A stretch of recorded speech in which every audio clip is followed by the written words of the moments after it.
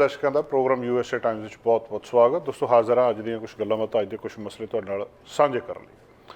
ਸਭ ਤੋਂ ਪਹਿਲੇ ਜਿਹੜੀ ਅੱਜ ਗੱਲਬਾਤ ਕਰਨੀ ਆ ਉਹ ਇੱਕ ਟ੍ਰੇਨ ਦੇ ਬਾਰੇ ਆ। ਇੱਕ ਹੋਰ ਟ੍ਰੇਨ ਨਾਰਫੋਲਕ ਸਦਰਨ ਦੀ ਡੀਰੇਲ ਹੋਈ ਆ, ਪਟੜੀ ਤੋਂ ਲੱਥ ਗਈ ਆ। ਪਿੱਛੇ ਜਿਹੜੀ ਪੈਲਸਟਾਈਨ ਦੇ ਵਿੱਚ ਟ੍ਰੇਨ ਡੀਰੇਲ ਹੋਈ ਸੀ, ਪਟੜੀ ਤੋਂ ਲੱਥੀ ਸੀ, ਉਹਦੀ ਗੱਲਬਾਤ ਹਜੇ ਠੰਡੀ ਨਹੀਂ ਪਈ।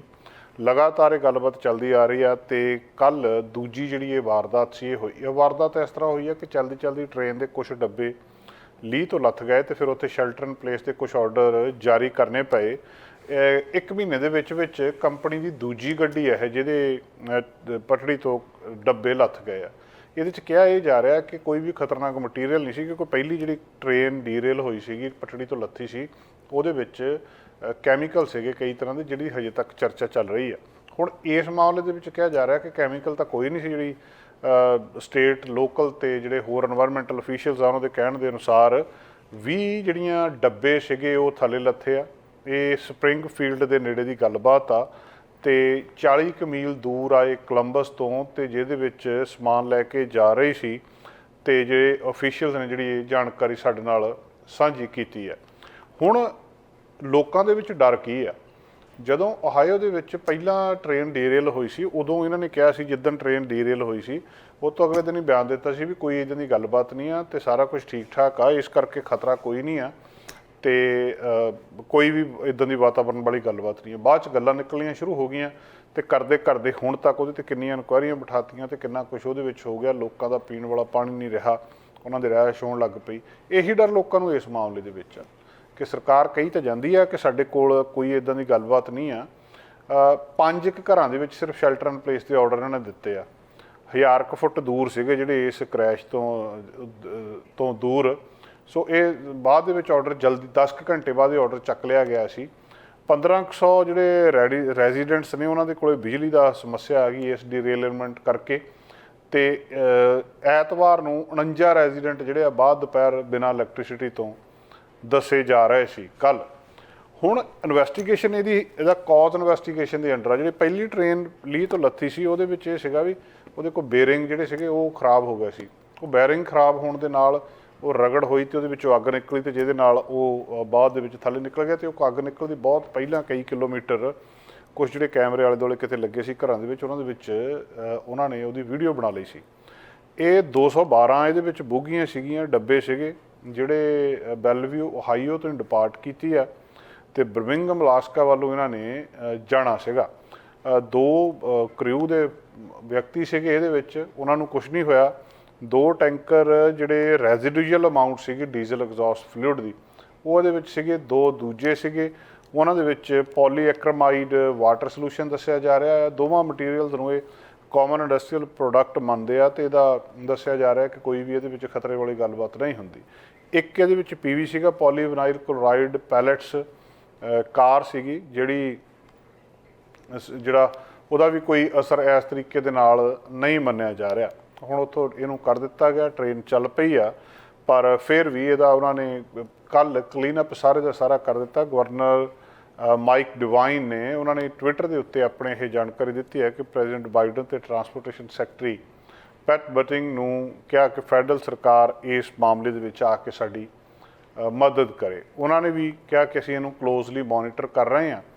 ਤੇ ਇਹ ਹੁਣ ਰੌਲਾ 3 ਫਰਵਰੀ ਵਾਲਾ ਪਿਆ ਕਿ ਜਦੋਂ ਉੱਥੇ ਨਾਰਫੋਲਕ ਦੀ ਟ੍ਰੇਨ ਡੀਰੇਲ ਹੋਈ ਸੀਗੀ ਤਾਂ ਉਸ ਵੇਲੇ ਈਸਟ ਪੈਲਸਟੀਨ ਦੇ ਵਿੱਚ ਜੋ ਕੁਛ ਹੋਇਆ ਸੀ ਤੇ ਹਵਾ ਦੇ ਵਿੱਚ ਸਾਰਾ ਕੁਝ ਚਲੇ ਗਿਆ, ਮੁੜ ਕੇ ਰੈਸ਼ ਹੋਣ ਲੱਗ ਪਏ। ਤੇ ਹੁਣ ਇਸ ਮਾਮਲੇ ਦੇ ਵਿੱਚ ਵੀ ਇਹੀ ਜਿਹੜੇ ਲੋਕ ਡਰ ਰਹੇ ਨੇ ਕਿ ਇਸ ਮਾਮਲੇ ਦੇ ਵਿੱਚ ਕੁਛ ਨਾ ਕੁਛ ਇੱਦਾਂ ਦੀ ਗੱਲਬਾਤ ਨਾ ਹੋਵੇ।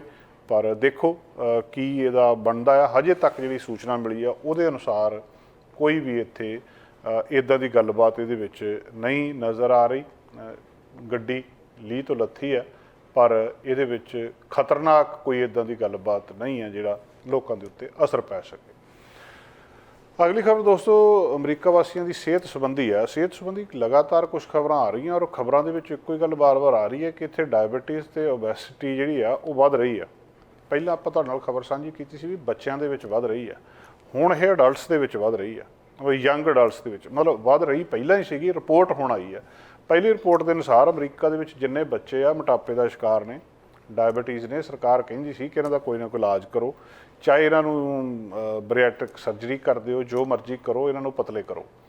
ਹੁਣ ਜਿਹੜੀ ਗੱਲ ਆ ਕਿ ਯੰਗ ਅਡਲਟ ਨੇ ਜਿਹੜੇ, ਇਹਨਾਂ ਨੇ 13,000 ਯੰਗ ਅਡਲਟਾਂ ਦੇ ਉੱਤੇ ਸਟੱਡੀ ਕੀਤੀ ਹੈ ਜਿਨ੍ਹਾਂ ਦੀ ਉਮਰ 20 ਸਾਲ ਤੋਂ ਲੈ ਕੇ 44 ਸਾਲ ਦੇ ਵਿੱਚ ਆ, ਅਤੇ ਉਹਦੇ ਵਿੱਚ ਇਹ ਪਬਲਿਸ਼ ਹੋਈ ਆ ਆਹ ਸੰਡੇ ਨੂੰ ਮੈਡੀਕਲ ਜਰਨਲ ਦੇ ਵਿੱਚ।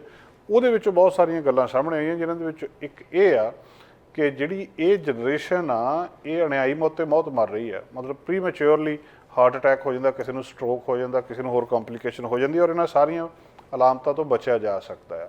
ਜਿਹੜੇ ਬਲੈਕ ਅਤੇ ਹਿਸਪੈਨਿਕ ਲੋਕ ਨੇ, ਪਰਟੀਕੂਲਰਲੀ ਮੈਕਸੀਕਨ ਅਮੈਰੀਕਨਸ ਨੇ, ਉਹਨਾਂ ਨੂੰ ਇਸ ਅੱਗ ਦਾ ਜ਼ਿਆਦਾ ਸੇਕ ਲੱਗ ਰਿਹਾ ਹੈ। ਹੁਣ ਇਹਨੂੰ ਇਹ ਕਹਿ ਇਹ ਰਹੇ ਆ ਵੀ ਇਹਦਾ ਕਿਤੇ ਨਾ ਕਿਸੇ ਤਰ੍ਹਾਂ ਕੋਈ ਹੱਲ ਹੋਣਾ ਚਾਹੀਦਾ। ਹਾਰਟ ਅਟੈਕ ਜਾਂ ਜਿਹੜੇ ਦੂਜੀਆਂ ਕਾਰਡੀਓਵੈਸਕੂਲਰ ਇਲਨੈਸ ਆ, ਇਹ ਭਾਵੇਂ ਪਿਛਲੇ ਸਮੇਂ ਦੇ ਵਿੱਚ ਇਹਦੇ ਨਾਲ ਹੋਣ ਵਾਲੀਆਂ ਮੌਤਾਂ ਦੇ ਵਿੱਚ ਥੋੜ੍ਹੀ ਬਹੁਤੀ ਕਮੀ ਆਈ ਆ, ਪਰ ਇਹ ਮਸਲਾ ਹਜੇ ਵੀ ਬਹੁਤ ਵੱਡਾ ਉੱਥੇ ਬਣਿਆ ਹੈ। ਸਟੱਡੀ ਜਿਹੜੀ ਪਬਲਿਸ਼ ਹੋਈ ਹੈ ਇਹ general of American medical association, ਉਹਦੇ ਵਿੱਚ ਇਹ ਸਟੱਡੀ ਪਬਲਿਸ਼ ਕੀਤੀ ਗਈ ਆ, ਅਤੇ 2009 ਤੋਂ ਲੈ ਕੇ 2020 ਤੱਕ ਦਾ ਡਾਟਾ ਉਹਨਾਂ ਨੇ ਯੂਜ਼ ਕੀਤਾ ਆ। ਹਾਰਟ ਅਟੈਕ ਨੂੰ ਘਟਾਉਣ ਦੇ ਲਈ, ਮੋਟਾਪੇ ਨੂੰ ਘਟਾਉਣ ਦੇ ਲਈ, ਡਾਇਬਟੀਜ਼ ਨੂੰ ਘਟਾਉਣ ਦੇ ਲਈ ਜਿਹੜੀ FDA ਆ ਉਹ ਕੁਝ ਕਦਮ ਚੁੱਕਦੀ ਹੈ। ਉਹਨਾਂ ਨੇ ਹੁਣ ਹੈਲਥੀ ਕਿਹਨੂੰ ਕਹਿੰਦੇ ਆ, ਉਹ ਹੈਲਥੀ ਦੀ ਡੈਫੀਨੇਸ਼ਨ ਦੁਬਾਰਾ ਦੇਣੀ ਸ਼ੁਰੂ ਕੀਤੀ ਪਿਛਲੇ ਦਿਨਾਂ ਦੇ ਵਿੱਚ। ਉਹਨੂੰ ਰਿਵਾਈਜ਼ ਵੀ ਕੀਤਾ ਉਹਨਾਂ ਨੇ ਕਿ ਜਿਹੜਾ ਲੇਬਲ ਤੁਸੀਂ ਲਾਉਨੇ ਆ ਉਹਦੇ ਉੱਤੇ ਉਹਨੂੰ ਮਤਲਬ ਕੀ ਉਹਦੇ 'ਤੇ ਇਨਫੋਰਮੇਸ਼ਨ ਦੇਣੀ ਜ਼ਰੂਰੀ ਹੈ। ਜਿਹੜੇ ਹੈਲਥੀ ਚੋਇਸ ਫਰੋਜ਼ਨ ਮੀਲਸ ਨੇ ਜਾਂ ਹੋਰ ਚੀਜ਼ਾਂ ਨੇ, ਉਹਨਾਂ ਦੇ ਬਾਰੇ ਇਹਨਾਂ ਨੇ ਦੁਬਾਰਾ ਗੱਲਬਾਤ ਦਿੱਤੀ ਹੈ। ਔਰ ਇਹਦੇ ਬਾਰੇ ਹੁਣ ਜਿਹੜੇ ਇਹਨਾਂ ਨੂੰ ਬਣਾਉਣ ਵਾਲੇ ਨੇ ਉਹ ਇਤਰਾਜ਼ ਵੀ ਕਰ ਰਹੇ।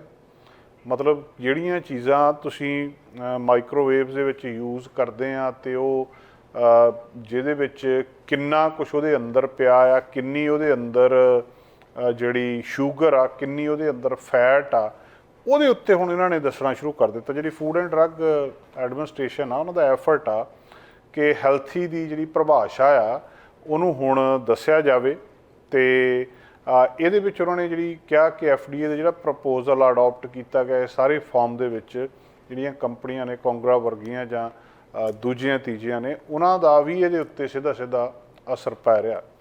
ਹੁਣ FDA ਦੀ ਅਨਾਊਂਸਮੈਂਟ ਸਤੰਬਰ ਦੇ ਵਿੱਚ ਹੋਈ ਸੀ। ਏਜੰਸੀ ਨੇ ਪਲਾਨ ਕੀਤਾ ਸੀ ਰੂਲ ਨੂੰ ਚੇਂਜ ਕਰਨ ਦੇ ਲਈ ਕਿ ਜਿਹੜਾ ਚੀਜ਼ ਤੁਸੀਂ ਖਾਂਦੇ ਆ ਉਹਦੇ ਬਾਹਰ ਜੋ ਕੁਛ ਲਿਖਿਆ ਆ ਉਹ ਮੋਹਰੇ ਹੋਵੇ, ਜਿਹੜਾ ਫੂਡ ਦਾ ਪੈਕੇਜ ਆ ਉਹਦੇ ਸਾਹਮਣੇ ਲਿਖਿਆ ਹੋਵੇ, ਅਤੇ ਉਹਦੇ ਉੱਤੇ ਇੰਡੀਕੇਟ ਕੀਤਾ ਹੋਵੇ ਹੈਲਥੀ, ਵੀ ਇਹ ਹੈਲਥੀ ਹੈਗਾ ਆ ਜਾਂ ਨਹੀਂ ਹੈਗਾ। ਹੁਣ ਜਿਹੜੇ ਕਿੰਨੇ ਦਰਜਨਾਂ ਹੀ ਮੈਨੂਫੈਕਚਰ ਜਾਂ ਆਰਗੇਨਾਈਜੇਸ਼ਨ ਸੀਗੇ, ਉਹਨਾਂ ਸਾਰਿਆਂ ਨੇ ਕਿਹਾ ਕਿ ਜਿਹੜੇ ਨਵੇਂ ਸਟੈਂਡਰਡ ਆ ਉਹਦੇ ਨਾਲ ਤਾਂ ਸਾਰੇ ਫੂਡ ਪ੍ਰੋਡਕਟ ਜਿਹੜੇ ਆ ਉਹ ਪ੍ਰਭਾਵਿਤ ਹੋ ਜਾਣਗੇ। ਮਤਲਬ ਉਹਦੇ ਹਿਸਾਬ ਨਾਲ ਤਾਂ ਫਿਰ ਇਹ ਕੋਈ ਹੈਲਥੀ ਹੋ ਹੀ ਨਹੀਂ ਸਕਦਾ। ਪਰ ਸੱਚ ਵੀ ਇਹੀ ਆ, ਜੇ FDA ਕਹਿ ਰਹੀ ਆ, ਅਮਰੀਕਾ ਦੇ ਜਿਹੜੇ ਸਭ ਤੋਂ ਟੌਪ ਦੇ ਡਾਕਟਰ ਅਤੇ ਸਾਇੰਟਿਸਟ ਇਕੱਠੇ ਹੋ ਕੇ ਦੱਸ ਰਹੇ ਆ ਵੀ ਜਿਹੜਾ ਤੁਸੀਂ ਇਹ ਫੂਡ ਖਾ ਰਹੇ ਆ ਇਹ ਹੈਲਥੀ ਨਹੀਂ ਆ, ਅਤੇ ਜਿਹਦੇ ਵਿੱਚ ਸ਼ੂਗਰ ਬਹੁਤ ਜ਼ਿਆਦਾ ਆ, ਜਿਹਦੇ ਵਿੱਚ ਸਾਲਟ ਬਹੁਤ ਜ਼ਿਆਦਾ ਆ, ਜਿਹਦੇ ਵਿੱਚ ਫੈਟ ਬਹੁਤ ਜ਼ਿਆਦਾ ਆ, ਤਾਂ ਕੁਦਰਤੀ ਆ ਕਿ ਫਿਰ ਉਹਨੂੰ ਉਸ ਤਰੀਕੇ ਨਾਲ ਹੀ ਦੇਖਿਆ ਜਾਊਗਾ। ਜਿਹੜੀ ਸੈਚੂਰੇਟਡ ਫੈਟ ਆ, ਸੋਡੀਅਮ ਆ, ਜਿਹੜਾ ਕਿ ਲੂਣ ਆਪਾਂ ਖਾਂਦੇ ਆ, ਅਤੇ ਜਿਹੜਾ ਸ਼ੂਗਰ ਆ, ਹੁਣ ਸ਼ੂਗਰ ਦੀ ਲਿਮਿਟ ਨੂੰ ਉਹਨਾਂ ਨੇ ਦੱਸਿਆ ਸੀ ਕਿ ਇੱਕ ਪੁਆਇੰਟ ਤੱਕ ਤੁਸੀਂ ਐਡ ਕਰ ਸਕਦੇ ਆ। ਪਹਿਲਾਂ ਜਿਹੜਾ ਰੂਲ ਲਿਮਿਟ ਸੀਗਾ ਉਹ ਸੈਚੂਰੇਟਡ ਫੈਟ ਅਤੇ ਸੋਡੀਅਮ ਦੇ ਉੱਤੇ ਸੀਗਾ, ਪਰ ਇਹਦੇ ਵਿੱਚ ਸ਼ੂਗਰ ਨਹੀਂ ਸੀ ਐਡ ਕੀਤੀ। ਹੁਣ FDA ਕਹਿੰਦੀ ਵੀ ਉਹਦੇ 'ਚ ਸ਼ੂਗਰ ਵੀ ਦੱਸੋ, ਮਿੱਠਾ ਇਹਦੇ 'ਚ ਕਿੰਨਾ ਆ ਉਹ ਵੀ ਦੱਸੋ। ਹਾਲਾਂਕਿ ਬਹੁਤ ਕੁਛ ਜਿਹੜੇ ਆਪਾਂ ਪ੍ਰੋਡਕਟ ਖਾਂਦੇ ਆ ਉਹਨਾਂ ਦੇ ਉੱਤੇ ਲੇਬਲ ਦੇ ਉੱਤੇ ਲਿਖਿਆ ਹੁੰਦਾ ਹੈ, ਪਰ ਫਿਰ ਵੀ ਇਹ ਹੋਰ ਜ਼ਿਆਦਾ ਇਹਦੀ ਮੰਗ ਕਰ ਰਹੇ ਆ ਕਿ ਘੱਟੋ ਘੱਟ ਸਾਨੂੰ ਹੋਰ ਜ਼ਿਆਦਾ ਇਨਫੋਰਮੇਸ਼ਨ, ਜਿਹੜਾ ਗਾਹਕ ਆ, ਜਿਹੜਾ ਖਾਣ ਵਾਲਾ ਆ, ਉਹਨੂੰ ਸਾਹਮਣੇ ਦੇਖ ਕੇ ਪਤਾ ਲੱਗ ਜਾਵੇ ਵੀ ਇਹ ਹੈਲਥੀ ਹੈਗਾ ਆ ਕਿ ਨਹੀਂ ਹੈਗਾ। ਉਹ ਵੱਖਰੀ ਗੱਲ ਆ ਵੀ ਹੁਣ ਵੀ ਲੋਕਾਂ ਨੂੰ ਪਤਾ ਹੈ ਕਿਹੜੀ ਚੀਜ਼ ਖਾਣ ਨਾਲ ਨੁਕਸਾਨ ਹੁੰਦਾ, ਪਰ ਲੋਕ ਫਿਰ ਵੀ ਖਾਈ ਜਾ ਰਹੇ ਆ। ਅਗਲੀ ਗੱਲਬਾਤ ਦੋਸਤੋ ਕਾਰਾਂ ਦੀ ਮਾਰਕੀਟ ਬਾਰੇ। ਟੈਸਲਾ ਨੇ ਆਪਣੀਆਂ ਕੀਮਤਾਂ ਫਿਰ ਘਟਾ ਦਿੱਤੀਆਂ। ਮਾਡਲ ਐਸ ਸਿਡਾਨ ਅਤੇ ਮਾਡਲ ਐਕਸ SUV ਅਮਰੀਕਾ ਦੇ ਵਿੱਚ ਇਹਦੀਆਂ ਕੀਮਤਾਂ ਨੇ ਥੱਲੇ ਸਿੱਟਤੀਆਂ। ਇਹਨਾਂ ਦੀ ਵੈਬਸਾਈਟ ਇਹ ਦੱਸ ਰਹੀ ਹੈ ਦੂਜੀ ਵਾਰੀ ਹੋਇਆ ਇਹ ਕਿ ਇਸ ਸਾਲ ਟੈਸਲਾ ਨੇ ਆਪਣੀਆਂ ਕੀਮਤਾਂ ਘਟਾਈਆਂ। ਹੁਣ ਪਤਾ ਨਹੀਂ ਉਹ ਕੀ ਕਰਨਾ ਚਾਹੁੰਦੇ ਆ, ਸੇਲ ਵਧਾਉਣੀ ਚਾਹੁੰਦੇ ਆ ਕੁਆਟਰ ਦੇ ਵਿੱਚ, ਐਂਡ ਆਫ ਦਾ ਕੁਆਟਰ, ਕਿ ਸੇਲ ਜ਼ਿਆਦਾ ਹੋ ਜਾਵੇ। ਜਿਹੜਾ ਮਾਡਲ ਐਸ ਆਲ ਵੀਲ ਡਰਾਈਵ ਆ ਉਹ ਇਸ ਵੇਲੇ $99,990 ਦਾ ਅਵੇਲੇਬਲ ਆ, ਅਤੇ 5.2% ਇਹਦੀ ਕੀਮਤ ਘਟੀ ਆ, ਅਤੇ 5,000 ਦੇ ਕਰੀਬ ਕਹਿ ਲਓ ਵੀ ਤੁਸੀਂ ਕੀਮਤ ਘਟੀ ਆ। ਪਹਿਲਾਂ ਇਹ $94,990 ਦਾ ਸੀ, ਅਤੇ ਹੁਣ $99,990 ਦਾ ਦੱਸਿਆ ਜਾ ਰਿਹਾ। 5,000 ਇਹਦੀ ਕੀਮਤ ਘਟ ਗਈ ਹੈ। ਜਿਹੜਾ ਮਾਡਲ ਐਸਪਲੇਡ ਇਹ ਹੈਗਾ ਐਸਪਲੇਡ ਆ ਇਹ $1,09,990 ਦਾ ਸੀ, 4.3% ਘਟ ਕੇ $1,14,990 ਦਾ ਐਕਸ ਵੇਲੇ ਰਹਿ ਗਿਆ। ਟੈਸਲਾ ਨੇ ਪਿਛਲੇ ਸਮੇਂ ਦੇ ਵਿੱਚ ਜਦੋਂ ਕੀਮਤਾਂ ਘਟਾਈਆਂ ਸੀ, ਲੋਕਾਂ ਨੇ ਇਤਰਾਜ਼ ਬਹੁਤ ਕੀਤਾ ਸੀ ਕਿ ਜਿਨ੍ਹਾਂ ਲੋਕਾਂ ਨੇ 10-10 15-15 ਹਜ਼ਾਰ ਮਹਿੰਗੀ ਕਾਰ ਲੈ ਲਈ, ਉਹ ਹੁਣ ਕੀ ਕਰਨੋਂ ਮੰਗ ਕਰ ਰਹੇ ਸੀ ਹਜੇ ਕਿ ਸਾਨੂੰ ਕੰਪਨਸੇਟ ਕੀਤਾ ਜਾਵੇ ਜਾਂ ਸਾਡੇ ਲਈ ਕੋਈ ਨਾ ਕੋਈ ਜਿਹੜਾ ਸਾਨੂੰ ਕੁਛ ਨਾ ਕੁਛ ਕੀਤਾ ਜਾਵੇ। ਜਿਹੜੇ ਟੈਸਲਾ ਦੇ ਲਗਾਤਾਰ ਇਹਨਾਂ ਕੀਮਤਾਂ ਘਟਾਉਣ ਦੇ ਪਿੱਛੇ ਜਦੋਂ ਦੇ ਇਹ ਲੱਗੇ ਆ, ਇਹਨਾਂ ਨੇ 5ਵੀਂ ਵਾਰੀ ਜਿਹੜਾ ਹੈਗਾ ਇਹ ਕੋਸਟ ਇਹਦੀ ਵਹੀਕਲ ਦੀ ਘਟਾ ਦਿੱਤੀ ਹੈ ਪਿਛਲੇ ਕਈ ਮਹੀਨਿਆਂ ਦੇ ਵਿੱਚ।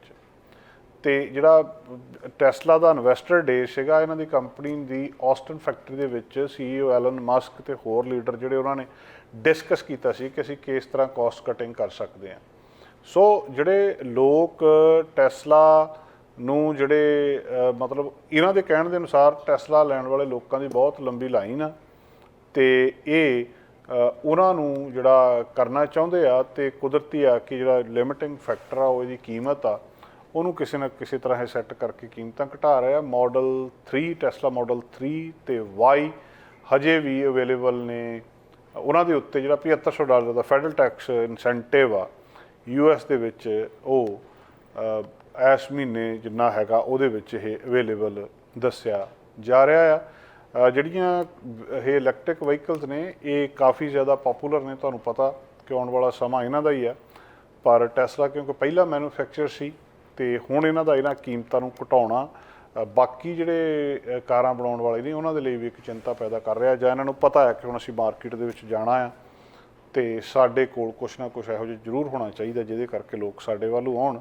ਨਹੀਂ ਤਾਂ ਸਾਰੀਆਂ ਕੰਪਨੀਆਂ ਹੁਣ ਜਦੋਂ ਇਸ ਫੀਲਡ 'ਚ ਆ ਜਾਣਗੀਆਂ ਤਾਂ ਟੈਸਲਾ ਦੇ ਲਈ ਵੀ ਜਿਹੜਾ ਖੜੇ ਰਹਿਣਾ ਮਾਰਕੀਟ ਦੇ ਵਿੱਚ ਥੋੜ੍ਹਾ ਮੁਸ਼ਕਲ ਜ਼ਰੂਰ ਹੋਏਗਾ। ਜਿਹੜੀਆਂ ਅਗਲੀ ਗੱਲਬਾਤ ਰਿਚ ਕਾਰਪੋਰੇਸ਼ਨਸ ਬਾਰੇ ਹੈ। ਜਿਹੜੀਆਂ ਰਿਚ ਕਾਰਪੋਰੇਸ਼ਨਸ ਨੇ ਉਹ ਜ਼ਿਆਦਾ ਰਿਚ ਹੋਈ ਜਾ ਰਹੀਆਂ ਹਾਇਰ ਇੰਟਰਸਟ ਰੇਟ ਦੇ ਨਾਲ। ਵਿਆਜ ਦਰ ਜਦੋਂ ਜ਼ਿਆਦਾ ਆ ਤਾਂ ਜਿਹੜੀਆਂ ਵੱਡੀਆਂ ਕਾਰਪੋਰੇਸ਼ਨ ਐਪਲ ਆ, ਐਲਫਾਬੈਟ ਆ, ਬਰੈਥਵੇ ਆ, ਮਾਈਕਰੋਸਾਫਟ ਆ, ਅਮਰੀਕਾ ਦੀਆਂ ਇਹਨਾਂ ਫਰਮਸ ਨੂੰ, ਇਹਨਾਂ ਕਾਰਪੋਰੇਸ਼ਨਸ ਨੂੰ ਸਿੱਧਾ ਫਾਇਦਾ ਹੋ ਰਿਹਾ ਆ ਤੇ ਅਮਰੀਕਨ ਕੰਪਨੀਜ਼ ਦੇ ਵਿੱਚ ਇਹ ਆ ਰਹੀਆਂ ਨੇ। ਹਾਇਰ ਜਿਹੜਾ ਇੰਟਰਸਟ ਇਨਕਮ ਆ, ਸ਼ਾਰਟ ਟਰਮ ਰੇਟ ਉਹ 4% ਤੱਕ ਚਲੇ ਗਿਆ ਨੈਟ ਜ਼ੀਰੋ ਤੋਂ ਸ਼ੁਰੂ ਹੋ ਕੇ 2022 ਦੇ ਵਿੱਚ।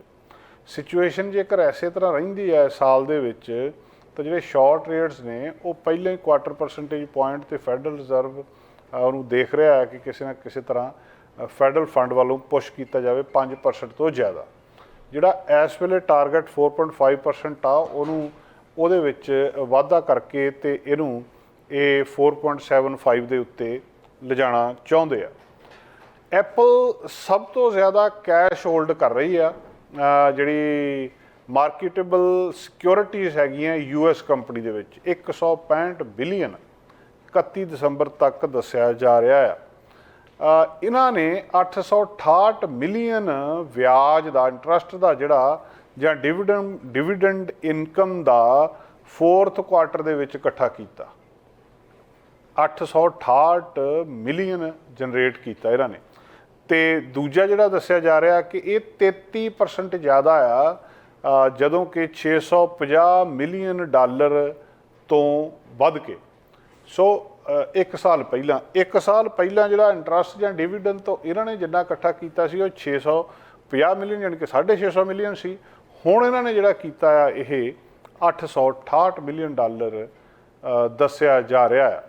ਸੋ ਐਪਲ ਇਸ ਵੇਲੇ ਫਾਇਦਾ ਦੇਖ ਰਹੀ ਆ ਕਿਉਂਕਿ ਜਿਹੜਾ ਐਪਲ ਦੀ ਇਨਵੈਸਟ ਆ ਨੇ ਸ਼ਾਰਟ ਟਰਮ ਤੇ ਲੌਂਗ ਟਰਮ ਡੈਟ ਜਿਹੜੇ ਇੰਸਟਰੂਮੈਂਟਸ ਨੇ ਉਹਨਾਂ ਦੇ ਵਿੱਚ ਇਹਨਾਂ ਨੇ ਇਨਵੈਸਟ ਕੀਤਾ ਆ। ਸੋ ਵਿਆਜ ਦਰ ਦਾ ਜਿੱਥੇ ਵਧਣ ਦੇ ਨਾਲ ਕੁਦਰਤੀ ਆ ਇਕੋਨਮੀ ਸਲੋ ਹੋ ਰਹੀ ਆ ਜਾਂ ਕੀਤੀ ਜਾ ਰਹੀ ਆ, ਆਮ ਬੰਦੇ ਨੂੰ ਨੁਕਸਾਨ ਹੋ ਰਿਹਾ। ਇਹ ਜਿਹੜੀਆਂ ਵੱਡੀਆਂ ਕਾਰਪੋਰੇਸ਼ਨਸ ਨੇ ਐਪਲ ਆ, ਮਾਈਕਰੋਸਾਫਟ ਆ ਜਾਂ ਦੂਜੀਆਂ ਆ, ਉਹਨਾਂ ਸਾਰਿਆਂ ਦੇ ਕੋਲ ਇਹਦਾ ਫਾਇਦਾ ਹੋ ਰਿਹਾ ਆ। ਮਾਈਕਰੋਸਾਫਟ ਦੇ ਕੋਲ 100 ਬਿਲੀਅਨ ਤੋਂ ਜ਼ਿਆਦਾ ਕੈਸ਼ ਤੇ ਜਿਹੜੀਆਂ ਸ਼ਾਰਟ ਟਰਮ ਇਨਵੈਸਟਮੈਂਟਸ ਨੇ। ਸੋ ਇਹਦੇ ਵਿੱਚ ਜਿਹੜਾ ਇੰਟਰਸਟ ਰੇਟ ਆ ਉਹ ਇਸ ਤਰੀਕੇ ਨਾਲ ਦੱਸਿਆ ਜਾ ਰਿਹਾ ਕਿ ਉਹਦੇ ਵਿੱਚ ਵਾਧਾ ਹੋ ਰਿਹਾ ਆ। ਹੁਣ ਆਉਣ ਵਾਲੇ ਸਮੇਂ ਦੇ ਵਿੱਚ ਇੰਟਰਸਟ ਰੇਟ ਇੱਥੇ ਹੀ ਰਹਿੰਦੇ ਆ ਇਹਦੇ ਨਾਲ ਜਿਹੜੀਆਂ ਰਿਚ ਕਾਰਪੋਰੇਸ਼ਨਸ ਨੇ ਉਹਨਾਂ ਨੂੰ ਕਿੰਨਾ ਕੁ ਫਾਇਦਾ ਹੁੰਦਾ ਆ ਤੇ ਆਮ ਲੋਕਾਂ ਨੂੰ ਇਕੋਨਮੀ ਦੇ ਸਲੋ ਹੋਣ ਨਾਲ ਕਿੰਨਾ ਕੁ ਨੁਕਸਾਨ ਹੁੰਦਾ, ਇਹ ਆਉਣ ਵਾਲੇ ਸਮੇਂ ਦੇ ਵਿੱਚ ਪਤਾ ਲੱਗੂਗਾ। ਪਰ ਇਸ ਵੇਲੇ ਬਹੁਤ ਵੱਡਾ ਨੁਕਸਾਨ ਇਹਦੇ ਨਾਲ ਆਮ ਲੋਕਾਂ ਨੂੰ ਤੇ ਜਿਹੜੀਆਂ ਰਿਚ ਕਾਰਪੋਰੇਸ਼ਨਸ ਨੇ ਉਹਨਾਂ ਨੂੰ ਫਾਇਦਾ ਦੱਸਿਆ ਜਾ ਰਿਹਾ। ਦੋਸਤੋ ਅਗਲੀ ਗੱਲਬਾਤ ਕਿ ਜੇ ਲੋਕ ਸਵਾਲ ਪੈਦਾ ਕਰ ਰਿਹਾ ਇਸ ਵੇਲੇ ਕਿ ਜਿਹੜੀ ਇਨਫਲੇਸ਼ਨ ਆ ਉਨੀ ਜ਼ਿਆਦਾ ਥੱਲੇ ਤਾਂ ਆ ਨਹੀਂ ਰਹੀ ਜਿੰਨੀ ਜ਼ਿਆਦਾ ਤਰੀਕੇ ਦੇ ਨਾਲ ਜਿਹੜਾ ਫੈਡਰਲ ਰਿਜ਼ਰਵ ਜਾਂ ਸਰਕਾਰ ਆ ਲਿਆਉਣਾ ਚਾਹੁੰਦੀ ਹੈ। ਹੁਣ ਇਸ ਮਾਮਲੇ ਦੇ ਵਿੱਚ ਜੇਕਰ ਇੰਟਰਸਟ ਰੇਟ ਇੰਨੇ ਹਾਈ ਰਹਿੰਦੇ ਆ ਤੇ ਹੁਣ ਨਹੀਂ ਸਗੋਂ ਕੁਝ ਸਾਲਾਂ ਲਈ ਇਦਾਂ ਹੀ ਰਹਿਣਗੇ ਤਾਂ ਫਿਰ ਕੀ ਹੋਊਗਾ। ਸਵਾਲ ਇਹ ਆ ਕਿ ਜਿਹੜਾ ਇਨਵੈਸਟਰ ਆ ਜਾਂ ਹੋਮ ਓਨਰ ਆ ਉਹ ਚਾਹੁੰਦਾ ਆ ਜਾਂ ਸੋਚਣਾ ਸ਼ੁਰੂ ਕਰ ਦਿੱਤਾ ਉਹਨਾਂ ਨੇ ਲਗਭਗ ਜੋ ਕੁਛ ਯੂਰਪ ਦੇ ਵਿੱਚ ਹੋਇਆ ਜਾਂ ਦੂਜੀਆਂ ਥਾਵਾਂ ਦੇ ਵਿੱਚ ਹੋਇਆ। ਨਵੇਂ ਜਿਹੜੇ ਨੰਬਰ ਆ ਉਹ ਇਹ ਸੁਜੈਸਟ ਕਰ ਰਹੇ ਆ ਔਰ ਬੜਾ ਸਪਸ਼ਟ ਸੁਜੈਸਟ ਕਰ ਰਹੇ ਆ ਕਿ ਮਹਿੰਗਾਈ ਇੱਕ ਅੱਧੇ ਦਿਨ ਦੇ ਵਿੱਚ, ਹਫ਼ਤੇ ਜਾਂ ਮਹੀਨਿਆਂ ਦੇ ਵਿੱਚ ਜਾਣ ਵਾਲੀ ਗੱਲ ਨਹੀਂ, ਇਹ ਲੰਬਾ ਸਮਾਂ ਰਹਿਣੀ ਹੈ। ਸਰਕਾਰਾਂ ਦਾ ਜ਼ੋਰ ਸਾਰਾ ਲੱਗ ਚੁੱਕਿਆ, ਇੱਕੋ ਇੱਕ ਹਥਿਆਰ ਆ ਉਹਨਾਂ ਦੇ ਕੋਲ ਮਹਿੰਗਾਈ ਨੂੰ ਕੰਟਰੋਲ ਕਰਨ ਦਾ, ਉਹ ਇੰਟਰਸਟ ਰੇਟ। ਇੰਟਰਸਟ ਰੇਟ ਉਹਨਾਂ ਨੇ ਵਧਾ ਦਿੱਤੇ ਆ। ਅਮਰੀਕਾ ਦੇ ਵਿੱਚ ਸਮੱਸਿਆ ਇਹ ਆ ਕਿ ਜਿਹੜੇ ਬੰਦੇ ਦੀ ਮੌਰਗੇਜ ਇੱਕ ਵਾਰੀ ਹੋ ਗਈ ਉਹ ਓਨੀ ਹੀ ਰਹਿੰਦੀ ਆ ਸਾਰਾ ਸਮਾਂ, ਉਹ ਰਿਨਿਊ ਨਹੀਂ ਹੁੰਦੀ ਜਿੰਨਾ ਚਿਰ ਉਹ ਨਹੀਂ ਕਰਵਾਉਣਾ ਚਾਹੁੰਦਾ। ਤੇ ਜਦੋਂ ਲਗਭਗ 0% ਦੇ ਨੇੜੇ ਇੰਟਰਸਟ ਰੇਟ ਸੀਗੀ, ਸਭ ਤੋਂ ਜ਼ਿਆਦਾ ਲੋਕਾਂ ਨੇ ਉਸ ਵੇਲੇ ਰੀਫਾਈਨੈਂਸ ਕਰਵਾ ਲਿਆ। ਹੁਣ ਉਹਨਾਂ ਨੇ ਰੀਫਾਈਨੈਂਸ ਕਰਵਾ ਕੇ ਉਸ ਇੰਟਰਸਟ ਰੇਟ ਦੇ ਉੱਤੇ ਉਹ ਬੈਠ ਗਏ। ਫੈਡਰਲ ਰਿਜ਼ਰਵ ਜਿੰਨਾ ਮਰਜ਼ੀ ਇੰਟਰਸਟ ਰੇਟ ਵਧਾਈ ਜਾਵੇ ਉਹਨਾਂ ਦੇ ਉੱਤੇ ਇਹਦਾ ਕੋਈ ਅਸਰ ਨਹੀਂ ਹੋ ਰਿਹਾ। ਇਹ ਇੱਕ ਮਤਲਬ ਲੋਕਾਂ ਦਾ ਇਹਦੇ ਵਿੱਚ ਫਾਇਦਾ ਆ, ਪਰ ਫੈਡਰਲ ਰਿਜ਼ਰਵ ਦਾ ਇਹਦੇ ਵਿੱਚ ਕਿਤੇ ਨਾ ਕਿਤੇ ਨੁਕਸਾਨ ਹੋ ਰਿਹਾ ਕਿ ਉਹ ਉਨੇ ਅਗਰੈਸਿਵਲੀ ਕੰਮ ਨਹੀਂ ਕਰ ਸਕੇ ਜਿੰਨੀ ਅਗਰੈਸਿਵਲੀ ਕਰਨਾ ਚਾਹੁੰਦੇ ਆ। ਹੁਣ ਮਹਿੰਗਾਈ ਆਪਣੇ ਆਪ ਥੋੜ੍ਹੇ ਸਮੇਂ ਦੇ ਵਿੱਚ ਜਾ ਨਹੀਂ ਰਹੀ ਤੇ ਫਿਰ ਜੇ ਇਹ ਨਹੀਂ ਜਾ ਰਹੀ ਇਹਦਾ ਮਤਲਬ ਇੰਟਰਸਟ ਰੇਟ ਵੀ ਐਸੇ ਤਰੀਕੇ ਦੇ ਨਾਲ ਇੱਥੇ ਹੀ ਰਹਿਣਗੇ। ਜਿਹੜਾ ਇਹਨੂੰ ਹੁਣ ਸਵਾਲ ਲੋਕਾਂ ਲਈ ਇਹ ਪੈਦਾ ਹੁੰਦਾ ਕਿ ਫਿਰ ਬਣੂਗਾ ਕੀ। ਯੂਰਪ ਦੇ ਵਿੱਚ ਜਿਹੜੀ ਇਨਫਲੇਸ਼ਨ ਆ ਉਹ ਯੂਰੋ ਜ਼ੋਨ ਦੇ ਵਿੱਚ ਉਹਨੇ ਵੀ ਰੈਕਡ ਹਾਈ ਹਿੱਟ ਕੀਤਾ।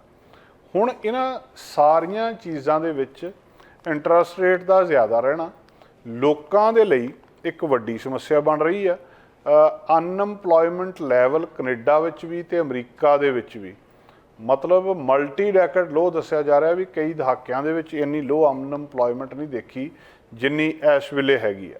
ਹੁਣ ਇਹ ਸਾਰੇ ਕੁਛ ਦੇ ਵਿੱਚ ਵਾਰਨਿੰਗ ਇਹ ਵੀ ਦਿੱਤੀ ਜਾ ਰਹੀ ਆ ਕਿ ਇਹਦੇ ਨਾਲ ਇਨਫਲੇਸ਼ਨ ਜੇਕਰ ਥੱਲੇ ਨਹੀਂ ਆਉਂਦੀ ਤਾਂ ਫਿਰ ਇੰਟਰਸਟ ਰੇਟ ਉੱਥੇ ਰਹਿਣਗੇ। ਜਿਹੜਾ ਕਿਹੜਾ ਵੀ ਬਿਲਕੁਲ ਬਹੁਤ ਸਿਰੇ ਦੇ ਉੱਤੇ ਫਸਿਆ ਆ ਕਿ ਉਹਦੇ ਕੋਲੇ ਬਹੁਤਾ ਸਕੋਪ ਨਹੀਂ ਆ ਜਾਂ ਪੈਸੇ ਕਿਤੇ ਪਾਸੇ ਨਹੀਂ ਪਏ, ਉਹਦੇ ਲਈ ਜਿਹੜੀ ਇਸ ਵੇਲੇ ਇੱਕ ਵੱਡਾ ਸੰਕਟ ਪੈਦਾ ਹੋ ਸਕਦਾ ਕਿਉਂਕਿ ਇੰਟਰਸਟ ਰੇਟ ਮਾੜੇ ਮੋਟੇ ਦੱਸੇ ਜਾ ਰਹੇ ਵੀ ਜੇ ਕਿਤੇ ਥੱਲੇ ਆ ਸਕਦੇ ਆ, ਪਰ ਲੰਬਾ ਸਮਾਂ ਇਹ ਇੰਟਰਸਟ ਰੇਟ ਐਸੇ ਤਰ੍ਹਾਂ ਹਾਈ ਰਹਿਣ ਦੀ ਗੱਲਬਾਤ ਦੱਸੀ ਜਾ ਰਹੀ ਹੈ। ਦੋਸਤੋ ਦੇ ਨਾਲ ਅੱਜ ਦਾ ਪ੍ਰੋਗਰਾਮ ਇੱਥੇ ਸਮਾਪਤ ਕਰਦੇ ਹਾਂ ਤੇ ਕੱਲ ਆਪਾਂ ਫਿਰ ਹਾਜ਼ਰ ਹੋਵਾਂਗੇ ਕੁਝ ਕੱਲ ਦੀਆਂ ਨਵੀਆਂ ਤਾਜ਼ੀਆਂ ਦੇ ਨਾਲ। ਹੁਣ ਤੁਸੀਂ ਦੇਖ ਸਕਦੇ ਹੋ ਗਲੋਬਲ ਪੰਜਾਬ ਟੀਵੀ ਨੂੰ ਡਾਊਨਲੋਡ ਕਰੋ ਸਾਡੀ ਐਪ ਐਂਡਰੋਇਡ ਜਾਂ iOS ਤੇ ਫ੍ਰੀ ਵਿੱਚ, roku ਅਤੇ Amazon Fire TV ਤੇ ਜਾਂ Apple TV ਤੇ। ਨਾਲ ਹੀ ਦੇਖ ਸਕਦੇ ਹੋ ਲਾਈਵ ਸਟ੍ਰੀਮਿੰਗ www.globalpunjabtv.com ਤੇ।